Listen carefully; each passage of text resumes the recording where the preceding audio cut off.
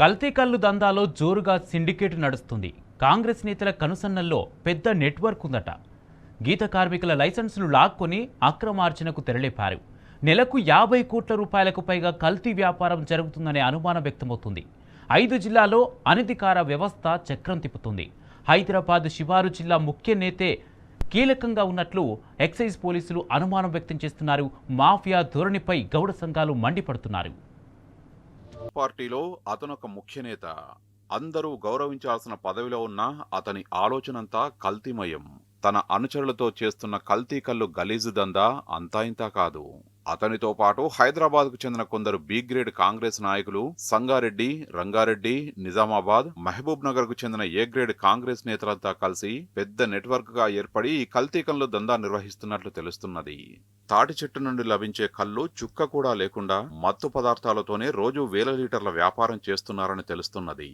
సొసైటీలు కల్లు గీత కార్మికుల సభ్యత్వాలను అడ్డుపెట్టుకుని రాష్ట్రంలో ఎక్కడికి సరుకు పోవాలి, ఎలా పంపాలి, ఏ స్థాయిలో పంపాలో పక్కా ప్లాన్తో ఎక్సైజ్ అధికారులను మేనేజ్ చేస్తున్న కల్తీ కల్లు నెట్వర్క్ మాఫియాను తలపిస్తున్నదనే విమర్శలు వెల్లువెత్తుతున్నాయి.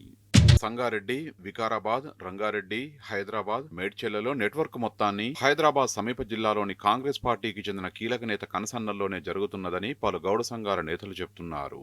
ఎక్సైజ్ అధికారులతో కలిసి బెదిరించడంతో పాటు కల్తీ కల్లు తయారు చేసేవారికి అవసరమైన ముడి పదార్థాల సరఫరా బాధ్యతను కూడా ఈ నెట్వర్క్ తీసుకుంటున్నదని విశ్వసనీయ సమాచారం.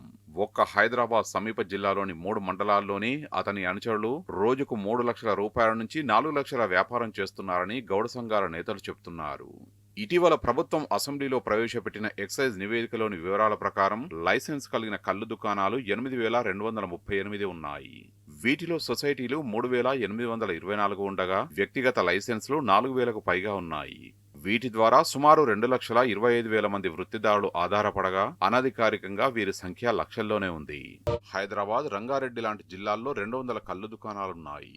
తాటి చెట్టుపై కల్లు తీసి ఆ చెట్టు కిందనే విక్రయించుకోవడానికి ప్రభుత్వం లైసెన్స్ ఇస్తుంది. ఆ లైసెన్సును ఆధారంగా చేసుకుని నిబంధనలకు విరుద్ధంగా కల్లు తయారీ కేంద్రాల నుంచి తీసుకెళ్లి ఇతర ప్రాంతాల్లో విక్రయిస్తున్నారు. మన రాష్ట్రంలో కల్లుకు డిమాండ్ అధికంగా ఉండడంతో ఉమ్మడి ఆదిలాబాద్, నిజామాబాద్, మెదక్, హైదరాబాద్, మహబూబ్ నగర్, నల్లగొండ, ఖమ్మం జిల్లాల్లో ఈ కల్తీ కల్లు తయారీ కేంద్రాలు అధికంగా విస్తరించాయి. లెక్కకు మించి లైసెన్సులు మంజూరు చేస్తున్న ఎక్సైజ్ శాఖ తనిఖీలు చేయట్లేదని ఆరోపణలు వినిపిస్తున్నాయి. దీంతో హైదరాబాద్, రంగారెడ్డి, మేడ్చల్ శివారు ప్రాంతాల్లో కల్లు తయారు చేసే స్థావరాలు పుట్టగొడుగుల్లా పెరిగాయని స్థానికులు చెబుతున్నారు. కూకట్పల్లిలో కల్తీ కల్లు 6గురిని బలి తీసుకుంది. ఈ ఘటన తెలంగాణలో చర్చనీయాంశంగా మారింది. కూకట్పల్లి, హైదర్ నగర్, ఇంద్రానగర్, శంషీగూడలోని కల్లు కాంపౌండ్లలో కల్తీ కల్లు తాగి పలువురు తీవ్ర అస్వస్థతకు గురయ్యారు. ఈ కల్లు కాంపౌండ్లకు ప్రముఖ కాంగ్రెస్ నేత నెట్వర్క్ నుంచి వచ్చిన మత్తు పదార్థాలే కారణమని తెలుస్తున్నది. ఇటీవల పౌడర్గా లభించే క్లోరల్ హైడ్రేట్, డైజోపామ్, అల్ట్రాజోలంను లిక్విడ్ గా మార్చి సరఫరా చేస్తున్నట్లు అనుమానాలు వ్యక్తమవుతున్నాయి. పౌడర్ గా ఉన్న వాటిని జెల్ గా లేదా లిక్విడ్ గా మార్చితే వాటి డోస్ రెట్టింపు అవుతుందని నిపుణులు చెబుతున్నారు. ఈ క్రమంలో సదరు నెట్వర్క్ ప్రయోగాత్మకంగా పౌడర్ నుంచి లిక్విడ్ గా మార్చి హైదరాబాద్ లోని కూకట్పల్లి, ఎల్బీనగర్, ఎల్లమ్మబండ, హైదర్ నగర్, ముషీరాబాద్, రామ్నగర్, ఉప్పల్, నారాయణగూడ, కర్మన్ఘాట్ బస్తీల్లోని కల్లు కాంపౌండ్లకు ఓ కాంట్రాక్టర్ పంపినట్టు తెలిసింది. కూకట్పల్లిలో ప్రయోగం వికటించడం, కల్తీ కల్లు తాగిన వారు చనిపోవడంతో వెంటనే మిగతా కేంద్రాలకు పంపిన కల్లును ధ్వంసం చేశారని విశ్వసనీయ సమాచారం.